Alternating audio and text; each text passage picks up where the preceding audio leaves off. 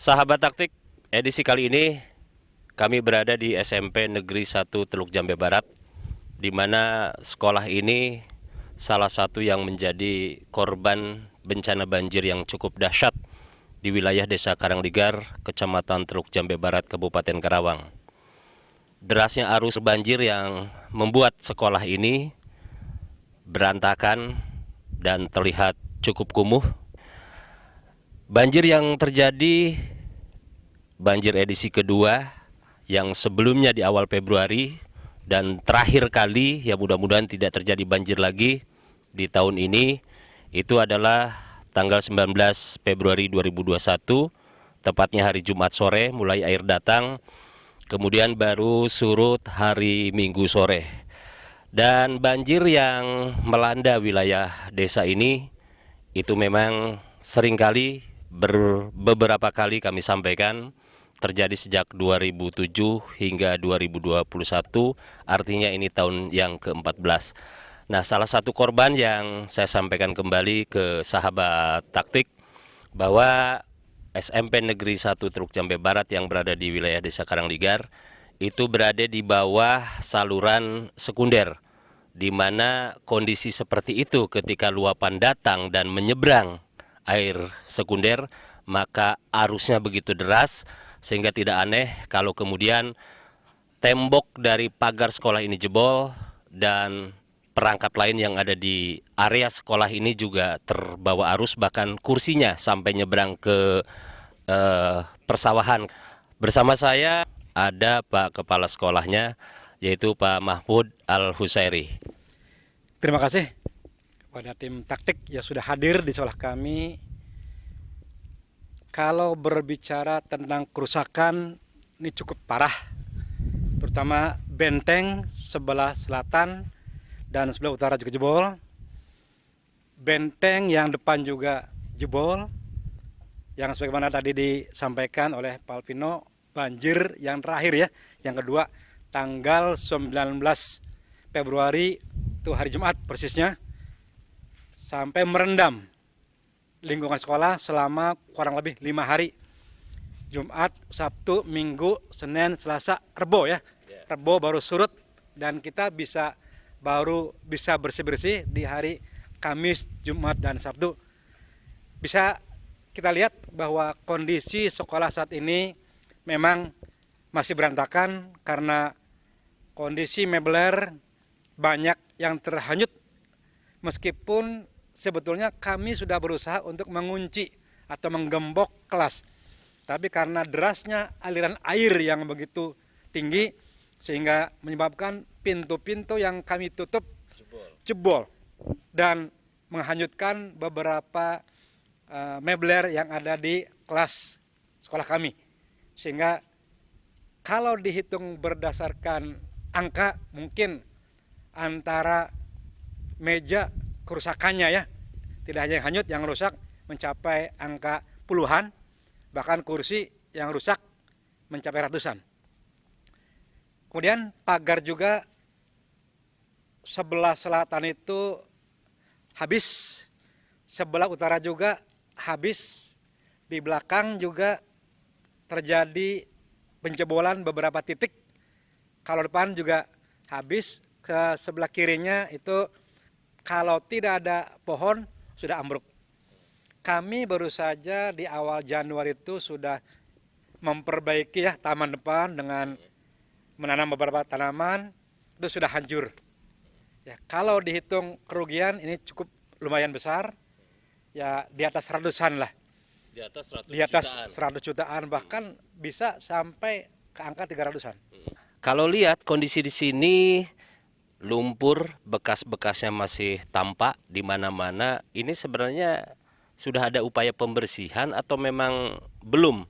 Untuk upaya dari kami, pertama mengerahkan tenaga yang ada di sini melalui wakil-wakilnya, termasuk pembina OSIS, wali kelas, ditambah bantuan anak-anak. Paling satu kelasnya antara 5-10. Itu yang dari internal. Alhamdulillah kami juga dapat bantuan dari Damkar Karawang, termasuk dari tim Tagana yang diketuai oleh Dadan, Itu juga mulai dari Kamis Jumat standby membersihkan ini. Pak, untuk upaya kali ini, apa sudah menyampaikan hal ini ke Disdikbora Karawang atau belum? Eh, untuk laporan berupa foto gambar kami selalu koordinasi dengan Kasih ya, Kepala Seksi Sarana Prasarana Pak Parno, itu kita selalu koordinasi. Termasuk pertemuan hari ini pun kita koordinasi. Ya silakan saja, barangkali ada yang bisa dibantu. Kami selalu berkoordinasi minimal dengan Kepala Seksi Sarana Prasarana. Itu selalu berkoordinasi. Pak, ada keinginan juga nggak kalau kondisi seperti ini terus-terusan, apa sekolah ini mau dipindahin atau gimana? Ada nggak keinginan seperti itu? Kalau secara pribadi, iya, pengen relokasi. Tapi apakah relokasi itu akan memberi solusi kepada yang lain? Maksudnya gini, ketika sekolah dipindah, kan tetap penduduk mah kena dampak. Jadi sekolah selamat, anak-anak atau penduduk, nanti siapa yang sekolah? Kalau kami pengennya ya yang menyeluruh lah. Artinya sekolah selamat, penduduk juga selamat. Artinya penyelesaian atau solusi yang komprehensif, yang menyeluruh terhadap dampak banjir ini. Ini PR besar bagi pemerintahan baru Selika AF yang baru saja dilantik 26 Februari 2021 kemarin. Dan hal ini juga sudah kami tanyakan kepada Wakil Bupati Haji F. Saifullah. Kebetulan tadi memang saya hadir ke Desa Karangligar. Di situ ada SMP Negeri 1 Karangligar. Selain dari ruang kelas mungkin, dan saya melihat itu pagar di luar juga agak sudah sedikit jebol. Nah, ini pun saya mendapat informasi tadi dari beberapa tokoh masyarakat di sana menyampaikan bahwa di sana pun ada banyak file-file dokumen yang mungkin hilang. Bahkan salah satu sarana dan prasarananya pun yang tadi yang saya sudah sampaikan, ini sampai udah sedikit inilah seperti kayak ruang kelasnya. Nah, jadi ya mudah-mudahan coba untuk besok saya berkoordinasi mungkin dengan Kepala Dinas Pendidikan, langkah apa yang harus kita lakukan, karena ini kan SMP ini kan di bawah naungan kita gitu. Terus ya saya berharap mudah-mudahan warga Karangligar ya bersabar sebentar, karena pasca ini pun sama kita dalam pandemi COVID-19 ini pun namanya pendidikan, kesehatan ini pun harus betul-betul kita genjot. Jadi mudah-mudahan mohon waktu, mohon sabar, tapi secepatnya saya akan memberikan solusi untuk SMP Negeri 1 Karangligar. Termasuk bagaimana respon dari Dinas Pendidikan setempat. Pak Asep? Halo? Yuk, halo Pak Asep, Alpino Pak Asep. Ya, Pak, gimana? Ini saya lagi berada di SMP Negeri 1 Teluk Jambe Barat, tepatnya di Desa Karangligar. Akibat dari tergerus banjir, ini infrastruktur SMP ini luar biasa ini parahnya. Dari mulai pagar, kemudian mebler, sampai dokumen ya. Ini langkah Disdik gimana Pak? Langkah Disdik gimana? Kita ya pengajuan ke Pemda, Pak. Kita laporkan kan ke BPPD, udah dilaporkan gitu kan ya. Ya nanti kan kita desak gitu kan supaya nanti setelah pasca banjir itu bisa diperbaiki. Karena kalau menggunakan anggaran yang murni itu kan tidak masuk di dalam. Iya, di dalam anggaran betul. Karena namanya musibah Pak. Kejadian. Ya, kalau musibah siapa yang tahu? Kan gitu. Ya, nanti saya minta ke tim anggaran kabupaten. Nah itu untuk skala prioritas Pak. Yang misalnya ada komputer rusak, itu kan juga harus prioritas ya. Selain komputer apa lagi Pak? Selain komputer apa lagi skala prioritas yang harus diimplementasikan sekarang-sekarang? Ya itu dulu Pak. Nanti perbaikan dulu Pak. Ya. Perbaikan dulu yang rusak infrastruktur. Nah, itu nanti sambil nanti kita pengajuan komputer. Gitu, kan. Dan yang di SKP juga kan. ya. Juga sama. Dan berarti dana alokasinya kita minta melalui Dinas PUPR. Ya, Dinas PUPR melalui itu Badan Penanggulangan Bencana. Oh iya ya, BPBD ya. Nah, BPBD mungkin prioritas kepada sekolah itu Pak. Karena ada dua, ya ada yang malah dua Pak. Iya, iya. SDN 6 Cikampek yang di BMI itu, sama itu Karangligar. Oh iya iya iya iya iya. Eh, Bapak sebagai Kadisdik sudah dapat laporan langsung dari kepala sekolah bersangkutan?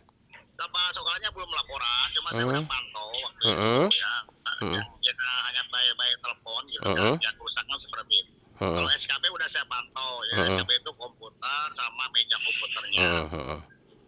Oke, Kalau yang ya, SPMI ya, itu infrastruktur. ya. Oke, oke. Makasih Pak Asep Ya, sama. maupun para legislator Karawang. Sahabat taktik, ini saya coba by phone dengan Haji Endang Sodikin terkait dengan kerusakan infrastruktur di SMP Negeri 1 Teluk Jambe Barat. Dan Haji Endang Sodikin adalah Ketua Komisi 3 DPRD Kabupaten Karawang. Assalamualaikum. Waalaikumsalam. Kang Damang. Alhamdulillah saya. Pandang, ini kami lagi berada di SMP Negeri 1 Teluk Jambe Barat dan kami tahu persis lokasinya bagaimana SMP ini porak-poranda diterjang banjir. Apa langkah DPRD khususnya di Komisi 3 terkait dengan kerusakan infrastruktur? Baik, sahabat taktik yang budiman, baru kemarin saja kami ya turun ke sana dan melihat langsung ya. Bahkan bukan hanya Kabupaten Karawang, ini PR-nya bersama-sama kita dengan provinsi dan pusat ya. Saya selaku Ketua Komisi 3 ya, kami sudah komitmen ya, dengan seiringnya banjir menjadi langganan di Kabupaten Karawang, mau tidak mau ada prioritas, ada anggaran yang memang mendukung bagaimana mendukung pasca banjir. Ya. Makanya kami akan siapkan waktu untuk rapat dengan dinas teknis, karena seperti kita lihat banjir di Karawang ini kan serta-merta menjadi langganan dan yang sibuk hanya BPBD. Akan tetapi BPBD tidak bisa membangun. Yang membangun adalah PUPR. Nah, ini menjadi tanggung jawab PUPR kaitan dengan infrastruktur ini, bagaimana caranya bisa menyelesaikan. Saya lihat itu gerbangnya ambruk, belum di dalamnya itu ya. Betul. Pasca banjir itu kita bersama, kebetulan kemarin juga ada Pak Obon yang menjadi Komisi Pendidikan di DPR RI, juga paham betul, beliau juga menyampaikan kepada saya harus segera diatasi itu, katanya. Pandang. Ya, Pandang. Siap. Ini kan terjadi di tengah tahun anggaran 2021 berjalan. Betul. Sementara kan kita belum melakukan perubahan anggaran lagi, dan itu paling cepat itu kan Juli. Dalam kondisi seperti ini, langkah paling cepat apa yang harus dilakukan? Jadi betul apa yang disampaikan oleh Pak Albino, bahwa konteks penganggaran itu harus by design, by rencana. Dan yang biasa ditangani kaitan dengan konteks pembangunan harus minimal dalam langkah anggaran perubahan yang nanti ketuk palunya biasanya di bulan September November. Ya, hanya saja persoalan Karawang ini kan kita coba selalu siapkan anggaran rehabilitasi yang berada di PUPR. Nah, tinggal kami mengkomunikasikan kepada PUPR apakah ini bisa langsung ditindaklanjuti dalam konteks dalam kondisinya post major loh ini. Nah, terus langkah konkretnya kapan ini, Pandang? Ya, langkah konkretnya kami menunggu rapat badan musyawarah dulu. Rapat badan musyawarah itu adalah rapat di mana bisa menentukan agenda-agenda rapat, agenda dan lain sebagainya kaitan dengan konteks strategis langkah DPRD ke depan, 1 bulan ke depan. Makanya kami tidak bisa menjanjikan apa, kami akan berjuang semaksimal mungkin untuk secepat-cepatnya bisa dibangun, ya. Karena kaitan dengan konteks hari ini adalah dunia pendidikan. Kan ada kewajiban pemerintah minimal 20% untuk menyelesaikan PR-PR tentang pendidikan. Nah, apalagi ini kejadiannya di luar kebiasaan yang disebut post major. Ya. Nah, post major itu harusnya dana taktis yang harus disiapkan oleh pemerintah. Iya. Karena Karawang itu banjir bukan hari ini. Iya. Banjir bahkan sampai 14 tahun. Iya. Menjadi langganan banjir. Betul. Oke. Demikian. Siap, Pak Dang. Terima kasih atas keterangannya. Ini saya bersama Kang Asep Sarifudin yang dikenal dengan Asep IB, Ketua Komisi 4 DPRD Karawang yang membidangi pendidikan. Kang Asep, apa sikap dan langkah dari Komisi 4? Nah, begini, memang kita waktu itu kita melihat langsung kondisi SMP 1 Teluk Jambe Barat. Itu memang kerentanan air yang cukup tinggi.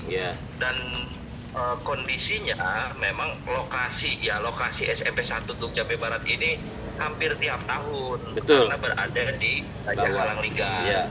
Nah, kejadian setiap tahun ini kan harus ada kajian serius oleh pemerintah daerah dalam hal ini Dinas Pendidikan beserta Dinas PUPR yang membidangi tentang pembangunan ya, khususnya di bidang tata bangunan. Nah, dengan kajian itu harusnya ada langkah-langkah konkret yang memang bisa dilakukan oleh pemerintah daerah secara cepat. Misal, ya langkah pertama SMP 1 Teluk Jambe Barat harus ditingkatkan. Artinya ditinggikan posisi tanahnya? Bangunannya satu ditingkatkan, kemudian harus ada, karena itu kan memang lokasinya ada di bawah dan walaupun misalkan di bawah sekunder. Itu kan. Nah, bangunannya maksudnya ditingkatkan kan. Oh iya. Jadi bisa mengantisipasi kalaupun misalkan air datang tidak secara tiba-tiba, minimal untuk aset-aset yang bisa diselamatkan. Gitu, dengan asumsi banjirnya tidak terlalu lama seperti yang kejadian kemarin. Mungkin itu langkah yang Kang Asep punten, saya potong dulu. Apa sebenarnya lebih baik bangunannya ditinggikan atau direlokasi SMP ini? Ya justru yang paling bagus sih direlokasi, tetapi kan butuh waktu ya. Butuh waktu dan biaya ya, yang lebih besar. Butuh waktunya begitu. Satu harus disiapkan dulu lahan, gitu kan, yang memang bebas dari banjir. Kemudian yang kedua, kita juga harus mengajukan ke APBN dalam hal ini DAH untuk USB atau unit sekolah baru. Gitu, nggak bisa itu dicicil hanya 2 ruang kelas, gitu kan. Nah, makanya ini perencanaannya harus USB unit sekolah baru, relokasi ke wilayah yang memang bebas banjir. Itu memang langkah yang paling bagus, tetapi butuh waktu. Gitu.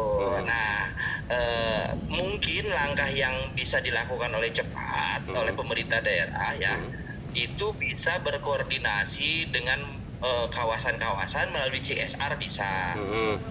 Gitu, sehingga bisa ditingkatkan atau misalkan bisa disupport melalui APBD 2 juga gitu, sehingga pembangunan sekolah SMP 1 Teluk Jambe Barat ini bisa lebih cepat. Nanti kita coba akan secepatnya mengagendakan rapat dengar pendapat lintas sektoral, dalam hal ini mengundang Bapeda, kemudian mengundang distrik dan mengundang beberapa kawasan gitu, yang difokuskan untuk penanggulangan pembangunan SMP 1 Teluk Jambe Barat. Dan ini tidak bisa pemerintah daerah menutup mata tutup telinga. Ini harus ada respon cepat. Itu, dan harus ada keseriusan. Dan saya yakin teman-teman di kawasan-kawasan yang di perusahaan-perusahaan ini mau kok, apalagi mereka dirangkul, kemudian diajak duduk bareng, ada transparansi di dalam penggunaan CSR. Saya yakin mereka mau, dan ini kan untuk kepentingan bersama, untuk kepentingan dunia pendidikan di Kabupaten Karawang.